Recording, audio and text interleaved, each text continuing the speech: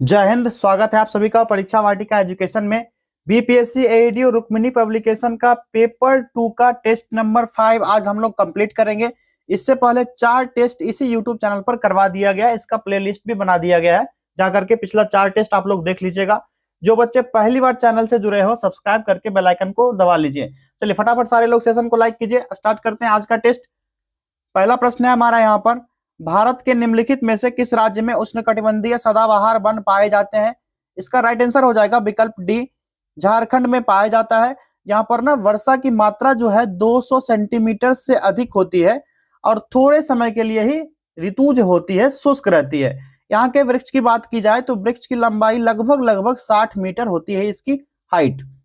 चलिए अगला प्रश्न है, संरक्षण जीव वैज्ञानिक क्यों सोचते हैं कि ग्लोबल वार्मिंग व्यापक प्रजातियों की गिरावट का कारण बन सकती है? करेक्ट आंसर उसका हो जाएगा विकल्प सी, कई पौधों की प्रजातियां अपनी सीमाओं को उस गति से स्थानांतरित करने में सक्षम नहीं हो पाती है जिस गति से तापमान क्षेत्रों के उत्तरी संचलन के होते हैं।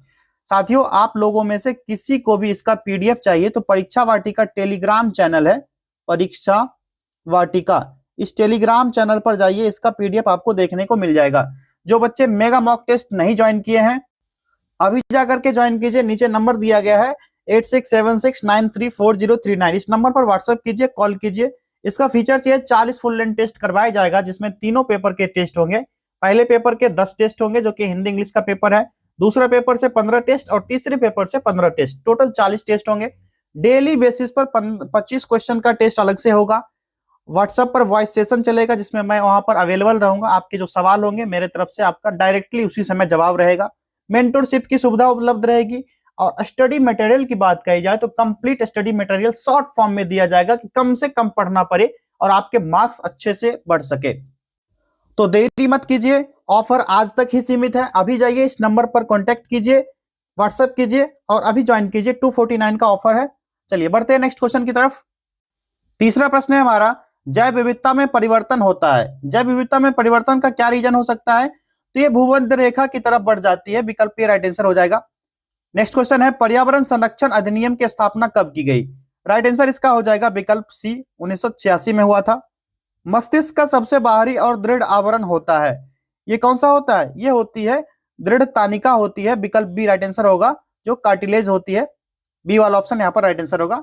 और पूरे शरीर का स्वयं तंत्रिका तंत्र का नियंत्रण कक्ष होता है मस्तिष्क, और अस्थि के खोल क्रेनियन में बंद रहता है जो कि बाहरी आघात से बचाने का काम करता है। औसतन अगर बात कही जाए तो मस्तिष्क का जो वेट होता है लगभग लगभग 1400 ग्राम होता है, 1400 ग्राम इसका वेट पाया जाता है। नेक्स्ट क्वेश्चन है, निम्नलिखित में से कौन सा कथन गलत है? रॉन्ग आंसर यहाँ पर चूज करना है। 4 ऑप्शन यहाँ पर दिए गए हैं, इसमें से सही जवाब हो जाएगा इसका पहला ही विकल्प। जो साइटोस्केलेटन होता है यूकैरियोटिक कोशिकाओं में मौजूद होता है और प्रोकैरियोटिक कोशिकाओं में ये अनुपस्थिति इसकी पाई जाती है, पहला ही विकल्प यहाँ पर राइट आंसर हो जाएगा। और साइटोस्केलेटन जो होता है कोशिकाओं के अंदर पाया जाता है और इसका मुख्य कार्य होता है कि कोशिका को संरचना सही से करना, फिर उसको समर्थन देना। और इसके ना मुख्य रूप से 3 कार्य, एक तो होता है संरचना समर्थन देना, दूसरा इसका काम होता है जो ऑर्गेनल वेसिकल इंट्रासेक्युलर ट्रैफिकिंग होता है, और तीसरा काम होता है इसका कोशिका गतिशीलता और सबस्ट्रेट से जुड़ाव बनाए रखना। चलिए आगे बढ़ते हैं। परम शून्य ताप क्या है? राइट आंसर इसका हो जाएगा विकल्प बी, सैद्धांतिक रूप से न्यूनतम संभव तापमान होता है ये परम ताप। परम ताप यानी कि T इज इक्वल टू होता है okay is equal to -273.15 degree centigrade. इसका फॉरेनहाइट में माप अगर किया जाए तो 459.67 डिग्री फॉरेनहाइट इसका तापमान यानी टेम्परेचर होता है। अगला देखिए, प्रत्येक तत्व का एक नाम और एक डैश होता या होती है। सही जवाब इसका हो जाएगा विकल्प डी, एक अद्वितीय रासायनिक प्रतीक होता है, विकल्प डी राइट आंसर होगा। अगर कुछ तत्व की बात कही जाए जैसे मरकरी संकेत वगैरह आप लोग को याद होगा, मरकरी का Hg होता है, सोना का Au, इसी तरह लेड, सोडियम, पोटेशियम का सबका ध्यान रखना, सिल्वर, क्लोरीन, ये सब भी इसमें पूछा जा सकता है। 1813 ईस्वी में क्या हुआ, जो बर्जिलियस के तत्व के प्रतीक के लिए एक रासायनिक प्रणाली दिया गया था जिसमें तत्व के लैटिक नाम या अंग्रेजी भाषा का पहला शब्द या फिर अन्य प्रमुख शब्द से उनके संकेत रूप दिए गए थे, वही ये सब है। मरकरी का जैसे Hg मैंने बताया, पोटेशियम का K हो गया, सिल्वर का Ag, अर्जेंटीनम हो गया। आगे देखिए, 1 विलियन चॉक पाउडर के साथ अभिक्रिया करने पर एक गैस का निर्माण करता है जिससे चूने के पानी का रंग दुधिया हो जाता है, उस विलियन में क्या है? बढ़ते ऑप्शन की तरफ। सही जवाब हो जाएगा उसमें HCl की मात्रा पाई जाती है। जैसे मान के चलिए CaCO3 हाइड्रोक्लोरिक अम्ल का 2 मोल, तो क्या प्रतिक्रिया करके क्या बनेगा? क्लोरीन का 2 मोल बनेगा, कार्बन डाइऑक्साइड बनेगा और हाइड्रोजन गैस इसमें मुक्त हो जाएगा। चलिए आगे देखिए, ज्वालामुखी पर्वतों से निम्नलिखित में से कौन सी गैस निकलती है? इसमें ना SO2 गैस निकलती है। राइट आंसर हो जाएगा विकल्प D, sulphur dioxide, SO2। Next question है, प्राकृतिक गैस के बारे में निम्नलिखित में से कौन सा कथन सत्य है या है? सही जवाब कार्बन मोनोऑक्साइड और हाइड्रोजन का मिश्रण होता है। तो ये वाला स्टेटमेंट जो है ये गलत दिया गया, तो असत्य पूछा जा रहा है, तो यही वाला यहाँ पर सही जवाब हो जाएगा। जो घर में यूज होता है द्रवित गैस, प्राकृतिक गैस को ही LPG कहा जाता है। LPG के बारे में भी यहाँ पर देख सकते हो आप लोग। अगला देखिए, सूची 1 के कीट रोग वाहकों को सूची 2 के साथ संचरित रोगों के से सही जोरत मिलाने को कहा जा रहा है। सूची 1 में दिया गया है जो कीट पतंग है, दूसरे में दिया जा रहा है संचरित रोग क्या क्या हो, कौन से कीट से कौन सा रोग फैलेगा ये पूछा जा रहा है। जो एनोफेलिस या एनाफेलिस मच्छर होती है, मादा मच्छर होती है, जिसके काटने से क्या होता है? मलेरिया जैसी बीमारी फैलती है, तो चौथा हो गया। क्यूलेक्स मच्छर के काटने से फाइलेरियासिस होता है, तो ये तीसरा हो जाएगा। और रेत मक्खी जो होता है कालाजार का कारण होता है। जो बालू मक्खी होता है ना, लाल बालू, सब में देखते होंगे मक्खी छेद करके रहता है, वो काट लेगा तो कालाजार हो जाता है और बहुत खतरनाक बीमारी होता है कालाजार। जब बुखार लगने लगता है तो हालत खराब कर देता है लोगों को। सीसी मक्खी जो होता है इससे नींद की बीमारी होती है। अक्सर देखते होंगे सीसी मक्खी गाय के शरीर पर या कुत्तों जैसे शरीर पर ये सब पाया जाता है। चलिए आगे देखिए, कैंसर के ऊतकों की जांच के लिए डैश की जाती है। इसके लिए क्या किया जाता है? कैंसर का जो बायोप्सी होता है, बायोप्सी किया जाता है। पहला ही राइट आंसर होगा। निम्नलिखित जीवों में से कौन सा जीव मुकुलन यानी ब्रीडिंग द्वारा प्रजनन नहीं करता है? ब्रीडिंग द्वारा एनालिडो जो होता है और ब्रीडिंग जो होता है प्रजनन नहीं करेगा, तो विकल्प डी हो जाएगा एनालिडो। किडनी की समस्या से रोगियों के अपहरण यानी डायलिसिस की प्रक्रिया में कौन से तत्व का प्रयोग सम्मिलित है? राइट आंसर हो जाएगा विकल्प सी, परासरण का यूज होता है इसमें। ठीक है, और परासरण जो होता है ना, घनत्व में अंतर रहते हुए भी गैस के घुलने की क्रिया को ही परासरण का विपरीत यानी विसरण कहा जाता है। विसरण की बात कही जाए तो रजत मछली जो सिल्वर फिश होती है, क्या होती है? सिल्वर फिश जो होती है ना, विंगलेस होता है और आर्थ्रोपोडिया फाइलम का ये प्राणी है। तो राइट आंसर हो जाएगा एक कीट है, इंसेक्ट है। क्या हो जाएगा? एक इंसेक्ट यानी कीट है। विकल्प डी राइट आंसर हो गया। नेक्स्ट क्वेश्चन है, पौधों में CO2 का अवशोषण और O2 का निकास किस क्रिया से होता है? आसान सा जवाब विकल्प डी, प्रकाश संश्लेषण के द्वारा होता है। नेक्स्ट क्वेश्चन, इनमें से कौन सा एक सेप्रोट्रॉफ है? सेप्रोट्रॉफ कौन सा होगा? कुकुरमुत्ता। विकल्प बी राइट आंसर हो गया, कुकुरमुत्ता सेप्रोट्रॉफ है। मिलान करने को कहा जा रहा है सूची 1 को सूची 2 से। यहाँ पर एक सूची 1 सूची 2, कौन सा बीमारी किसके कारण होता है? प्लेग जैसी बीमारी किसके कारण फैलता है बताइए, बताओ सारे लोग। तो ये जीवाणु के कारण फैलता है। ठीक है, जीवाणु के कारण। एड्स फैलता है विषाणु के कारण। विषाणु के कारण पटना में अभी एड्स का पूरा खलबली मचा हुआ था, बहुत सारे लड़कों को एड्स हो गया था, पटना जंक्शन का मामला आया था। गंजापन जैसी बीमारी जो है कवक के कारण होता है, और मलेरिया जो होता है ये होता है प्रोटोजोआ के कारण। विकल्प पहला हो जाएगा। तो मिलान कीजिए, क्या हो जाएगा? 4 3 2 1, सीधा उल्टा हो गया यहाँ पर, 4 3 2 और 1। तो सही उत्तर का चयन करने को कहा जा रहा था, इसमें तो मैंने मिलान कर दिया। सही क्या कौन सा होगा बताइए? चलिए इसको ना इरेज कर लेते हैं। यहाँ पर कोई कूट दिया गया है, सॉरी दिया गया है ना, 4 3 2 1, मैंने देखा ही नहीं। 4 3 2 और 1 कूट दिया गया है। विकल्प डी राइट आंसर हो गया, 4 3 2 और 1। नेक्स्ट देखिए, निम्नलिखित में से कौन सी एक वेक्टर मात्रा है? वेक्टर मात्रा कौन सा होगा? तो जो फोर्स होगा, संवेग, त्वरण होगा यानी एक्सेलरेशन हो जाएगा, बल, आघूर्ण, कोणीय त्वरण, ये सारे जो हो जाएंगे वेग वेक्टर की मात्रा होगी। तो वेलोसिटी इसमें से राइट आंसर होगा वेग। निम्नलिखित में से कौन सा विकल्प घर्षण यानी फ्रिक्शन का गलत उदाहरण है? यहाँ पर रॉन्ग पूछा जा रहा है। राइट आंसर हो जाएगा विकल्प डी, व्यक्ति द्वारा भारी वस्तु उठाना। ये फ्रिक्शन का गलत उदाहरण है, क्योंकि व्यक्ति द्वारा भारी वस्तु नहीं उठाया जा सकता है। भारी वस्तु उठाएगा तो गुरुत्वाकर्षण के विरुद्ध काम करेगा, और गुरुत्वाकर्षण के विरुद्ध जब काम करेगा W इक्वल टू क्या होगा? -mgh हो जाएगा। ठीक है, इसलिए ये वाला गलत होगा, गलत उदाहरण पूछा जा रहा था। विकल्प डी राइट आंसर हो गया। एक जेट इंजन किस सिद्धांत पर कार्य करता है? आसान आसान सा प्रश्न आ रहा है इसमें। यह रेखीय संवेग का संरक्षण का सिद्धांत है, mv equal to P equal to ये कांस्टेंट रहता है। आसान आसान सा प्रश्न है, जल्दी जल्दी कर लेते हैं।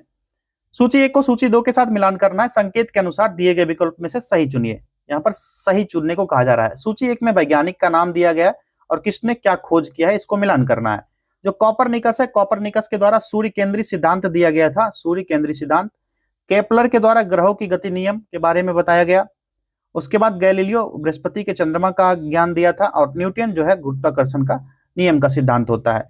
तो क्या हो गया इसमें से बताइए, पहला का तीसरा हो गया, दूसरा का पहला हो गया, उसके बाद दूसरा का चौथा हो गया ना, दूसरा का चौथा हो गया, तीसरा का पहला और चौथा का दूसरा। 34-12। अब देखते हैं 34-12 है ऑप्शन में या नहीं। चलिए यहाँ पर दिया गया है, इंग्लिश मीडियम वालों अपना क्वेश्चन भी आप लोग देख लो। 34-12 विकल्प डी राइट आंसर हो गया। इंग्लिश मीडियम वालों के लिए यहाँ पर है, देख लेना, स्क्रीनशॉट ले लो। चलिए आगे देखते हैं। आप लोग को पीडीएफ चाहिए तो परीक्षा वाटिका टेलीग्राम चैनल है, वहां पर मिल जाएगा। मैं बार बार रिपीट कर रहा हूँ इस चीज को। बंद कमरे में खिड़की के एक छोटा छिद्र कमरे से बाहर की वस्तुओं की कमरे की सामने की दीवार पर उल्टा प्रतिबिंब बनाता है, इसका कारण क्या हो सकता है। आसान सा रीजन है, जब बंद कमरा होगा, छोटा छिद्र होगा, तो बाहर की वस्तु जो होगा ना, सामने की दीवार पर उल्टा प्रतिबिंब बनेगा। जो रेक्टिलाइनर और लीनियर प्रोपेगेशन होता है, यानी कि प्रकाश का ऋतुरेखीय संचरण होता है, इसके कारण होता है। विकल्प बी राइट आंसर हो गया। चलिए आगे देखिए। पी प्रकार के अर्धचालक में एक होल बनाता है, आसान सा जवाब दे दीजिए, एक अनुपस्थित इलेक्ट्रॉन बनाता है। जो होल क्या होता है, धन आवेशित होता है, प्लस होता है। अगला देखिए, एक निश्चित पते पर किसी एब्यूजर द्वारा बार बार एक ही ईमेल संदेश भेजना कहलाता है, इसको कहा जाता है क्या, ईमेल बॉम्बिंग। ठीक। फैक्स और इलेक्ट्रॉनिक्स मेल प्रेषण में प्रयुक्त सूचना संकेत का मुख्य रूप होता है, इसका रूप क्या होता है, एनालॉग और डिजिटल सिग्नल दोनों में हो सकता है। निम्न में से कौन सी उच्च स्तरीय प्रोग्रामिंग कंप्यूटर भाषा है, तो राइट आंसर हो जाएगा ये कोबेल हो जाएगा, बेसिक, पास्कल सारे हो जाएंगे। विकल्प डी राइट आंसर हो गया इसका। अगला प्रश्न है, निम्नलिखित में से कौन सा एक नाइट्रोजन स्थिरीकरण करने वाले जीव नहीं है। नहीं को कोड कीजिए, बताइए। राइट आंसर हो जाएगा इसका माइकोराइजा, विकल्प डी माइकोराइजा। नीचे दो कथन दिए गए हैं, पहला तो असर्शन दिया गया है, दूसरा कथन, यानी कि यहाँ पर देखिए यही गलत दिया गया ना, यहाँ पर कारण होना चाहिए, ये गलत लिखा गया है, कथन नहीं कारण होना चाहिए। क्या, कारण। अभिकथन असर्शन, कारण यानी रीजन। अभिकथन कह रहा है मानव शरीर सेल्यूलोज के पाचन में अक्षम होता है, ये सही है गलत है, बताइए क्या होगा। तो ये सही है दिया गया है। मानव शरीर में स्टार्च अपघटक एंजाइम डायस्टेज विद्यमान रहता है। अब कहा जा रहा है सही उत्तर चुनने के लिए एक चीज तो जान लीजिए, दोनों के दोनों स्टेटमेंट तो सही दिए गए, लेकिन रीजन जो है ना असर्शन का सही स्पष्टीकरण नहीं दिया गया। विकल्प भी यहाँ पर राइट आंसर हो जाएगा। क्या हो जाएगा, both assertion and reason are true but reason is not the correct explanation of assertion। Bihar Socialist Party कब गठित हुई थी, क्वेश्चन नंबर 31 है। राइट आंसर हो जाएगा विकल्प सी, 1931 में हुआ था। गंगा शरण सिंह, जयप्रकाश नारायण, फूलन प्रसाद वर्मा, अब्दुल बारी थे, राहुल संस्कृतायन और अंबिका सिन्हा द्वारा इसकी स्थापना की गई थी, एक समूह बनाया गया था। इसके अलावा अन्य सदस्य में राम वृक्ष वेणुपुरी थे, गंगा शरण सिन्हा तो मैंने बताया ही अभी, और इधर योगेंद्र शुक्ल थे, अब्दुल बारी, कपूरी ठाकुर, बसावन सिंह, ये सभी इसमें शामिल थे। 1934 में इसके पहले अंजुमन इस्लामिया हॉल में बिहार सोशलिस्ट पार्टी यानी कि बिहार कांग्रेस सोशलिस्ट पार्टी की अधिकृत रूप से स्थापना हुई थी, जिसके अध्यक्ष बनाए गए थे कौन, नरेंद्र देव। कौन बने थे, नरेंद्र देव इसके अध्यक्ष बनाए गए थे 1934 में, और सचिव बने थे जेपी, जयप्रकाश नारायण सचिव इसके बनाए गए थे। चलिए आगे देखिए। श्री कृष्ण सिंह द्वारा गठित बिहार की निर्वाचित सरकार ने फरवरी 1938 में किस कारण से इस्तीफा दे दिया था। राइट आंसर हो जाएगा विकल्प सी, राजनीतिक कैदियों को न छोड़ने के प्रश्न पर इस्तीफा दिया था। यह मामला था 1938 का। मोहम्मद यूनुस के अंतरिम मंत्रिमंडल में त्यागपत्र देने के बाद डेट था 20 जुलाई 1937 को कृष्ण सिंह के नेतृत्व में कांग्रेस मंत्रिमंडल का गठन होता है। रामदयाल सिंह, उसके बाद इधर थे प्रोफेसर अब्दुल बारी, विधानसभा के अध्यक्ष और उपाध्यक्ष बने थे। रामदयाल सिंह अध्यक्ष चुने गए थे और अब्दुल बारी उपाध्यक्ष बने थे।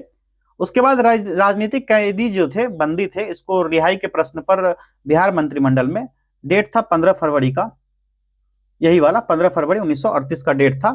यहाँ पर बातचीत होता है, बातचीत में मामला फंस जाता है, नहीं बनता है, यहाँ पर इस्तीफा दे देते हैं। बाद में क्या होता है, डेट 26 फरवरी की बात है, यहीं से आगे बढ़ता है। 1938 में ही 26 फरवरी का डेट था।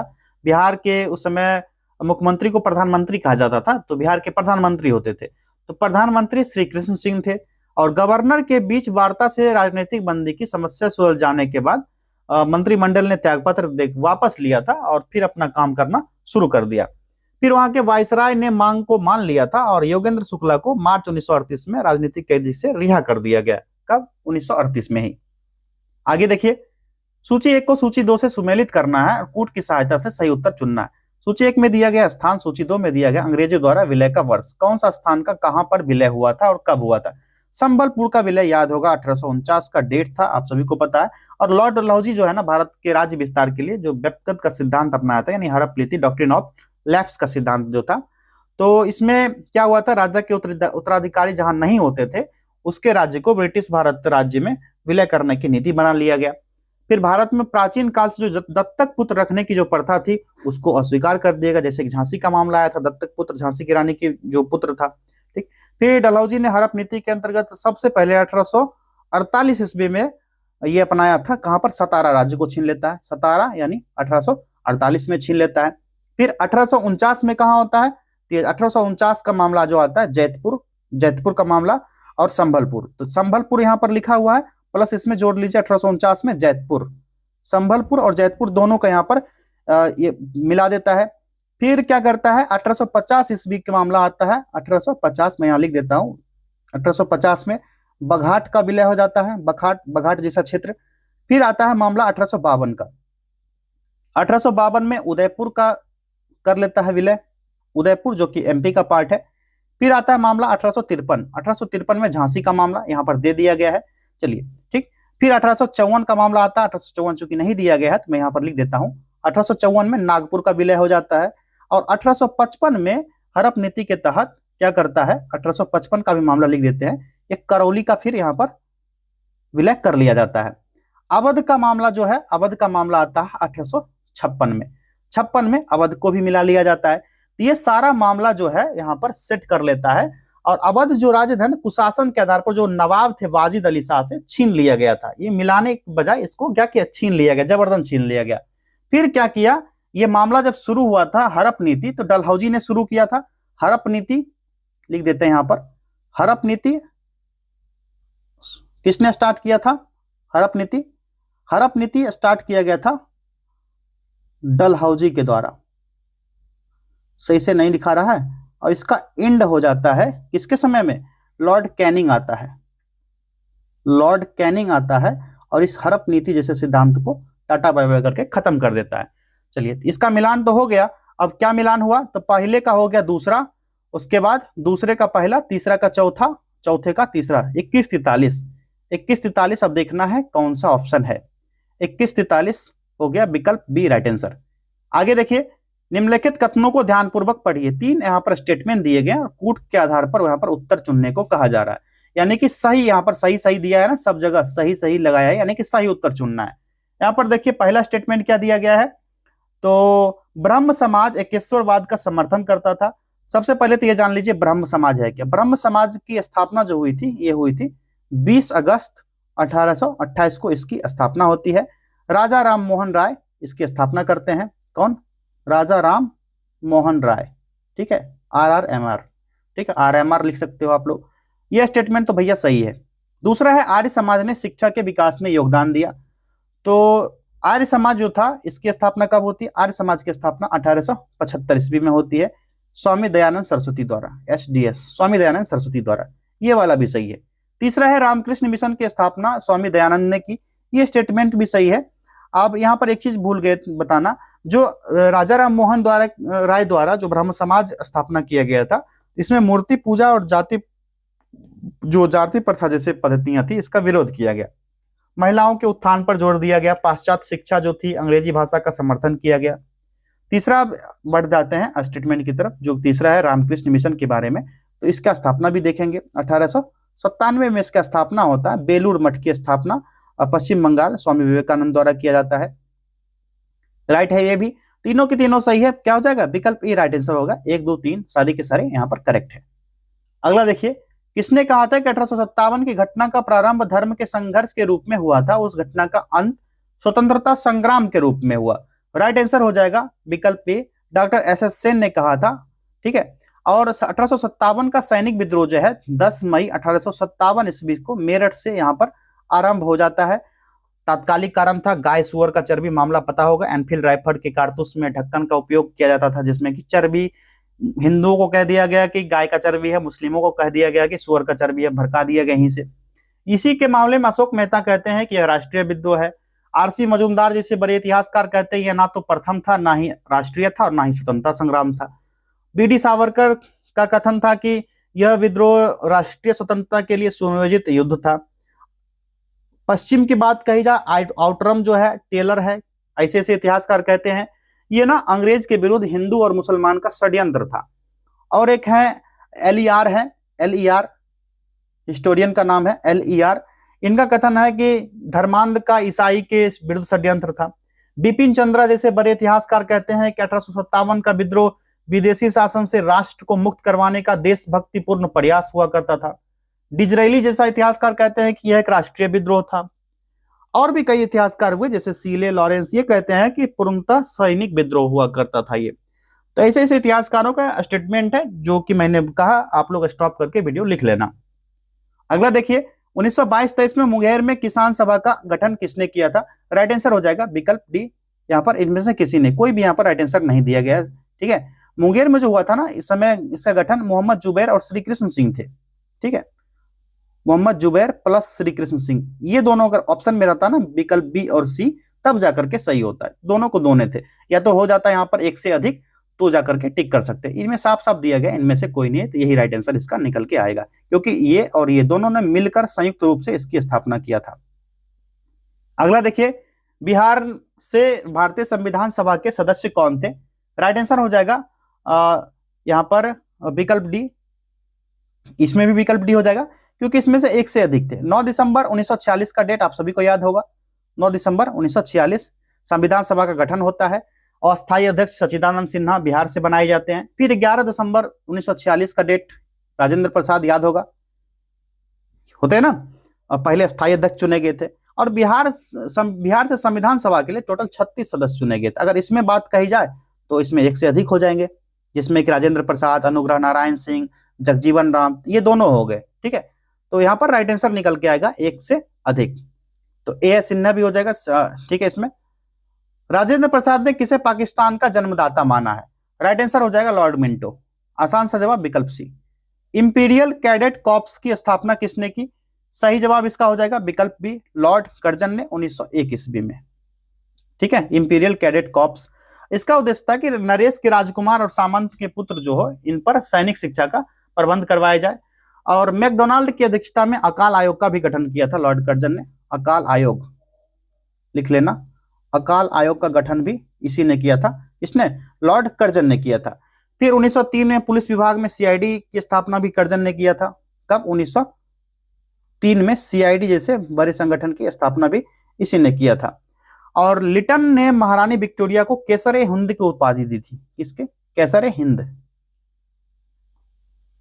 केसर-ए हिंद की उपाधि किसको दिया था? विक्टोरिया क्वीन को। ठीक, चलिए आगे देखिए, 40वां प्रश्न है, कर्जन वायली की हत्या के आरोप में किसे मृत्युदंड दिया गया? सही जवाब हो जाएगा इसका विकल्प ए, मदन लाल ढींगरा को दिया गया था। 1 जुलाई 1909 को दिया गया था। 1 जुलाई 1909 का डेट था। 1 जुलाई 1909 अमृतसर से इंजीनियर के एक विद्यार्थी मदन लाल ढींगरा एक विद्यार्थी थे, इनको गोली मार दिया गया था। आगे देखिए, अगला प्रश्न है, नाउ और नेवर पैम्पलेट किसने लिखा? सही जवाब इसका हो जाएगा विकल्प सी, रहमत अली ने लिखा था नाउ और नेवर पैम्पलेट।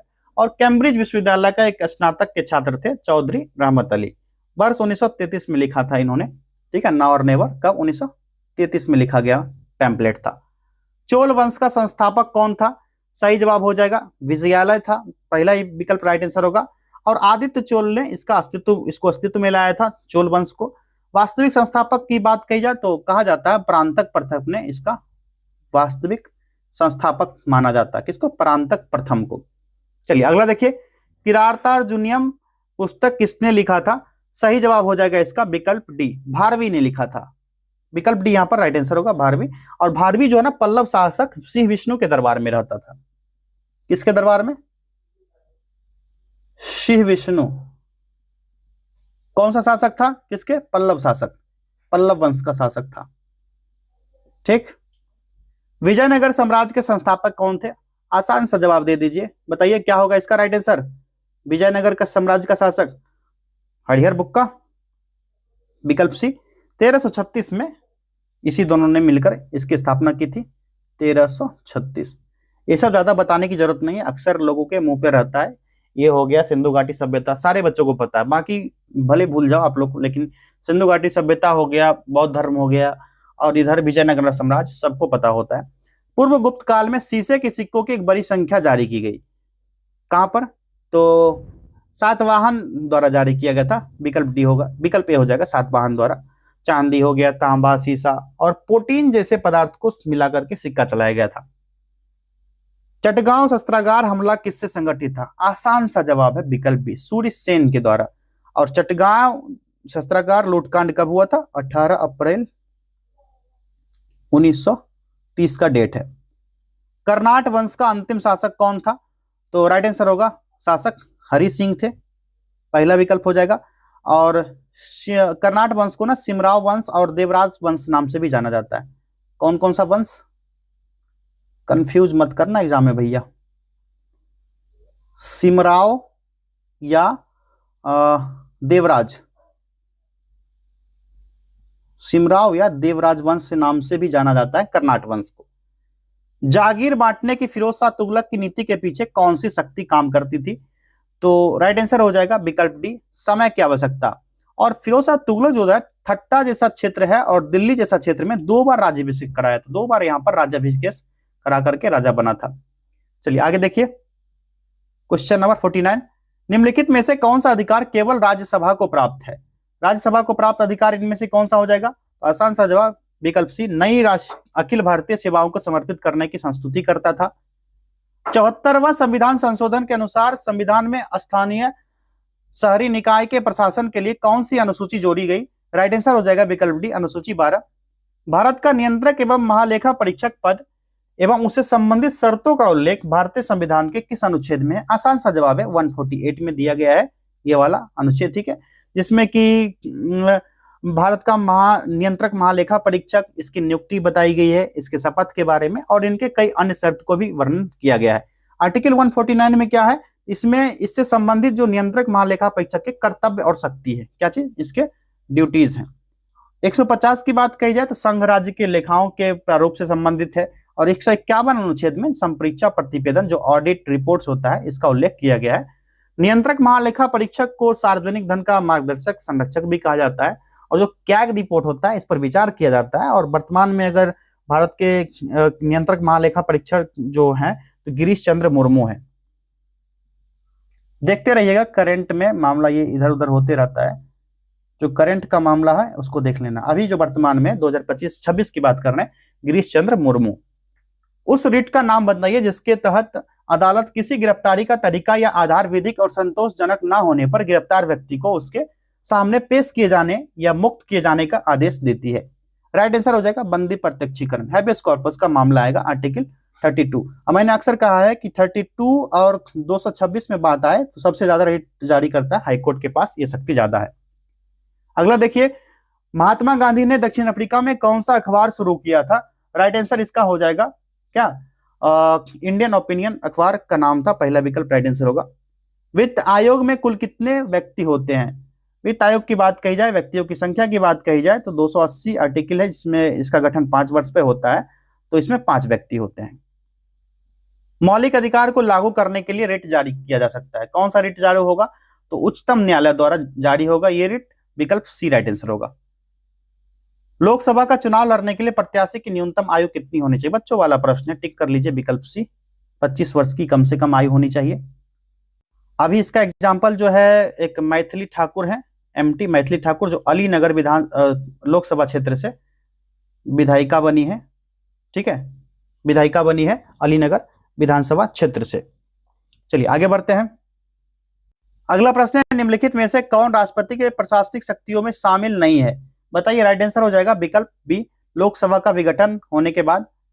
अगला क्वेश्चन है, किस संविधान संशोधन के द्वारा लोकसभा तथा विधानसभा की सदस्य संख्या को 2026 तक अपरिवर्तनीय कर दिया गया है? राइट आंसर होगा 84th कॉन्स्टिट्यूशनल अमेंडमेंट 2001 में हुआ था, इसके तहत ही लोकसभा विधानसभा की सदस्य संख्या को 2026 तक अपरिवर्तनीय रखा गया था। फिर 99वां संविधान संशोधन जब हुआ था तो न्यायिक नियुक्ति आयोग की स्थापना हुई, जिसमें उच्चतम न्यायालय के असंवैधानिक घोषित कर दिया गया। फिर उच्चतम न्यायालय कोलिजियम पद्धति को संविधान का मूल ढांचा अंग माना गया। उसके बाद संविधान के सदस्यों की संख्या बच के हो गई थी, 389 बच गई थी, और अंतिम रूप से 299 पर आकर के सिमट गया था, और ये यहीं से देश का विभाजन हो जाता है। तो यहाँ पर अगर बात कही जाए, कहा जा रहा है कि संविधान संशोधन के द्वारा लोकसभा विधानसभा का सदस्य संख्या 2026 तक अपरिवर्तनीय रखा गया था। तो ये 84वां संविधान संशोधन होगा, पहला विकल्प राइट आंसर होगा। और 99वां संविधान संशोधन के तहत क्या हुआ था, राष्ट्रीय न्यायिक नियुक्ति आयोग की स्थापना की गई थी। ठीक है, यहाँ पर ये हो गया। चलिए आगे देखिए, लोकतांत्रिक पूंजीवाद डेमोक्रेटिक कैपिटलिज्म सर विश्वेश्वरैया योजना से प्रभावित रहा, किस देश से प्रभावित है? सही जवाब विकल्प अमेरिका से। पंचायत समिति के सदस्य क्या होते हैं? तो लोकतांत्रिक पूंजीवाद जो डेमोक्रेटिक कैपिटलिज्म से होता है, यहाँ पर विश्वेश्वरैया के बारे में अभी बताया आपको। पंचायत समिति के सदस्य क्या होते हैं बताइए? तो प्रत्यक्ष रूप से जनता द्वारा निर्वाचित किए जाते हैं। संविधान में संसद के दोनों सदन की संयुक्त बैठक का प्रावधान किस देश के संविधान से प्रेरित है? मैं बार बार इसका चार्ट दिखाते दिखाते थक गया हूं, अगर आप लोग अभी भी टिक नहीं कर पा रहे हो तो आपकी गलती है। पहला विकल्प राइट आंसर होगा ऑस्ट्रेलिया से। रेणुका झील स्थित है, रेणुका झील की बात कही जाए तो रेणुका झील हिमाचल प्रदेश में है, विकल्प ए राइट आंसर होगा। और असम में बात कही जाए तो हाफलॉन्ग झील हो जाएगा, शॉर्ट में लिख देता हूं, चंदूबी झील और दीपोर झील। ठीक है, एससीडी से याद रखना। सुमेलित करने को कहा जा रहा है, एक तरफ लोक कला दिया गया सूची 1 में, सूची 2 में दूसरा राज्य दिया गया, मिलान करना है कौन सा लोक कला किस राज्य से संबंधित है। यहां पर पूछा जा रहा है रंगोली, रंगोली जैसा कला जो है कहां से संबंधित है, किस राज्य का हो जाएगा बताओ आप लोग? तो रंगोली सबसे ज्यादा फेमस है महाराष्ट्र का। साथिया की बात कही जाए तो साथिया हो जाएगा गुजरात का, मिलान किया हुआ ही है एक लाइन से, कुछ इधर उधर नहीं करना है। गोदना बिहार का हो जाएगा, गोदना गोदाते हो ना, जिसको क्या कहते हो, हाथ पे जो लिखवाया जाता है उसको क्या कहा जाता है? टैटू, टैटू ही कहते हो ना, उसी को गोदना कहा जाता है बिहार में। मिला हुआ ही है, 1 2 3 4 इसका राइट आंसर होना चाहिए। देख लेते हैं कूट, 1 2 3 और 4, पहला विकल्प सही जवाब है। सुमेलित करना है, देश दिया गया है, उसकी राजधानी दी गई है, ये तो आसान सा है। और कभी कभी मुद्रा भी दे दिया जाता है, देश राजधानी यहाँ दिया गया है। बताइए नाइजीरिया की राजधानी कहाँ होगी? अबूजा हो जाएगी। उसके बाद क्या है? लीबिया, लीबिया का हो जाएगा क्या? त्रिपोली हो जाएगा, लीबिया की राजधानी त्रिपोली। मंगोलिया की राजधानी हो जाएगा उलान बटोर, और सीरिया का हो जाएगा दमिश्क। तो ये क्या क्या हो गया? पहला का तीसरा, दूसरा का पहला, फिर तीसरा का चौथा, और चौथे का पहला। उल्टा सीधा हो गया, देखिए पहला का तीसरा हो गया, ठीक, उसके बाद दूसरे का पहला, फिर तीसरे का चौथा, और चौथे का दूसरा होना चाहिए ना, दूसरा। 31 42, देखिए 31 42 विकल्प सी।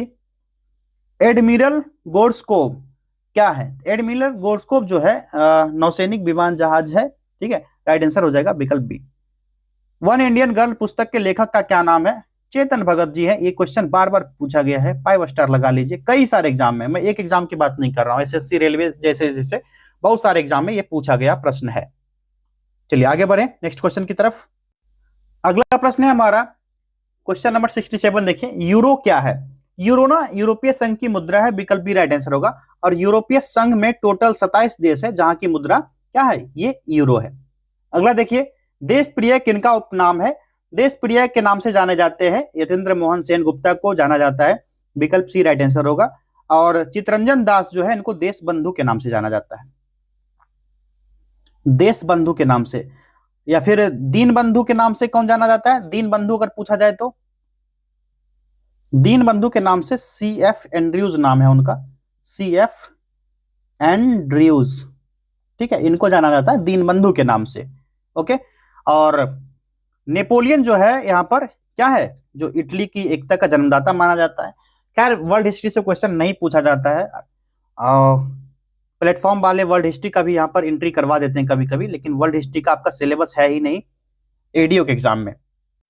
भूपर्पटी में सर्वाधिक विस्तृत रूप से पाया जाने वाला तत्व कौन सा हो जाएगा? विकल्प ए राइट आंसर है ऑक्सीजन। कोटोपैक्सी पर्वतीय चोटी किस देश में स्थित है? सही जवाब इसका हो जाएगा कोटोपैक्सी जो है ना, ये इक्वाडोर का हो जाएगा, और एक सक्रिय ज्वालामुखी है। और विश्व का सबसे ऊंचा ज्वालामुखी की बात कही जाए तो ओजस डेल सलाडो है, सबसे ऊंचा लिख दो, ओजस डेल सलाडो, सलाडो स्पेस कम है, ये हो जाएगा विश्व का सबसे ऊंचा ज्वालामुखी। विषुवत रेखा के समीप तापमान सबसे अधिक होता है, क्योंकि ऐसा क्यों होता है? तो इस जगह पर ना सबसे अधिक तापमान होता है क्योंकि छोटा केंद्र क्षेत्र केंद्रित होता है। तो राइट आंसर क्या होगा? ताप छोटे क्षेत्र में केंद्रित होता है। पवनों और उनके प्रवाह क्षेत्र को सुमेलित कीजिए। एक तरफ पवन दिया गया, उनके प्रवाह क्षेत्र दिया गया, मिलान करना है। बोरो पवन जो है ये इटली का हो जाएगा, ठीक है। मिस्ट्रल जो हो जाएगा दक्षिणी फ्रांस का हो जाएगा, जो साउदर्न पार्ट है फ्रांस का। खमसीन खमसीन जो हो जाएगा मिस्र का हो जाएगा, और हरमट्टन हो जाएगा पश्चिम अफ्रीका का, ठीक है, पश्चिम अफ्रीका का पार्ट हो जाएगा। तो बोरा जो है ना एड्रियाटिक तट पर होता है, बोरा या बोरो, ठीक है। और भी कई सारे पवने हैं जैसे कि विली विली हो गया, हबूब, यहाँ पर लिख दूं? नहीं, आप याद रखना, मैं बोल देता हूं, यहाँ पर लिखना संभव नहीं है। विली विली हबूब हो जाएगा, हबूब सूडान का पार्ट है। बुरान पवन जो है रूस का हो जाएगा।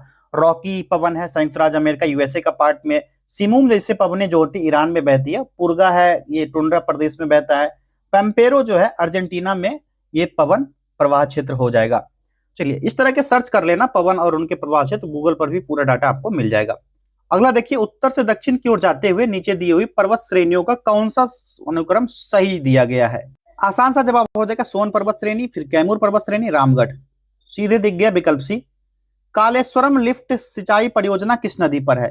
आसान सा जवाब लगाइए, गोदावरी नदी, विकल्प बी राइट आंसर हो जाएगा, ठीक है। और कृष्णा नदी पर कौन सा हो जाएगा? नागार्जुन, नागार्जुन सागर हो जाएगा, ठीक। उसके बाद और कौन सी नदी है यहाँ पर?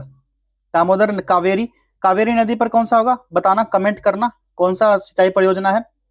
चलिए आगे देखिए, निम्नलिखित में से कौन सी रामसार आर्द्र भूमि स्थित नहीं है? रामसार साइट्स कौन सा नहीं है इसमें से? अनुपम झील, जो कि रामसार साइट्स नहीं है, विकल्प सी राइट आंसर होगा। सितंबर 2024 तक भारत में रामसार साइट्स की बात कही जाए तो 85 है, सितंबर 2024 तक। निम्न में से कौन सा खनिज मोनाजाइट रेत में मिलता है? सही जवाब हो जाएगा इसका, मोनाजाइट में मिलने वाला खनिज जो है ये थोरियम है, विकल्प बी राइट आंसर होगा। सिनकोना वृक्ष पाए जाने वाले क्षेत्र में वर्षा होती है, वर्षा कितनी होगी इस क्षेत्र में? इस क्षेत्र में वर्षा 100 सेंटीमीटर से अधिक होती है। जनसांख्यिकीय लाभांश होता है, यह लाभांश कहां होता है? तो 15 से 59 वर्ग के कार्यशील जनसंख्या होता है, विकल्प बी राइट आंसर होगा। भारत में जनसंख्या के असमान वितरण के लिए निम्नलिखित में से कौन सा कारक उत्तरदायी नहीं है? इसका राइट आंसर हो जाएगा विकल्प डी, सरकारी नीतियां। दुर्गावती जलप्रपात बिहार के डैश जिले में स्थित है। दुर्गावती जलप्रपात की बात कही जाए तो ये दुर्गावती जलप्रपात है कैमूर जिला में, विकल्प बी राइट आंसर यहाँ पर हो जाएगा, ठीक है। और नवादा, सासाराम, भोजपुर, रोहतास, कैमूर, इन सारे जिले में कैमूर में एक और है करकट जलप्रपात, वो भी लिख देता हूं ताकि याद रहेगा, करकट जलप्रपात, ठीक है। निम्नलिखित में से वह प्राधिकारी कौन सा है जो भारत की समेकित निधि के राज्यों के राजस्व सहायता अनुदान पर लागू होने वाले सिद्धांतों की सिफारिश करता है? सही जवाब होगा वित्त आयोग इसकी सिफारिश करता है। चलिए अगला देखिए, नेशनल स्टॉक एक्सचेंज कहां है? आसान सा जवाब, मुंबई, पहला ही विकल्प यहां पर करेक्ट हो जाएगा। यदि मांग की आय एक लोच से अधिक है तो पण्य यानी वस्तु क्या होगी? वस्तु क्या होगी? लोच से एक अधिक होगा तो मतलब वस्तु लोचदार होगा, यानी कि विलासिता की वस्तुएं होंगी, विकल्प बी राइट आंसर होगा। एकाधिकारी प्रतियोगिता से किसका उत्पादन होता है? सही जवाब विकल्प ए, निकटवर्ती स्थानापन्न। उस रोजगार की स्थिति को क्या कहते हैं जिसमें कृषि श्रमिकों की उत्पादकता जो होती है शून्य होती है?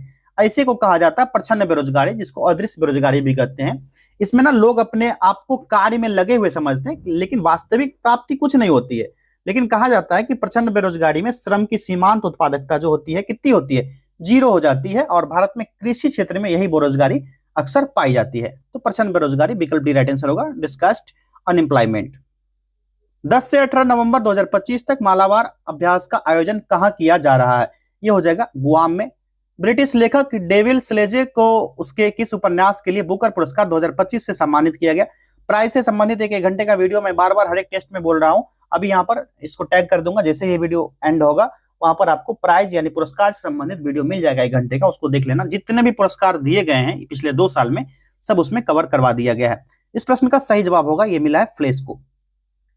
कोग्री वेन्ना अंतरराष्ट्रीय पोलो कप 2025 में भारत ने किस देश को हराकर ऐतिहासिक जीत हासिल की है? राइट आंसर अर्जेंटीना को हराया है। निम्न में से किस राज्य में राजस्व खुफिया निदेशालय द्वारा ऑपरेशन व्हाइट कोल्ड्रन चलाया गया? करेक्ट आंसर विकल्प ए, गुजरात द्वारा।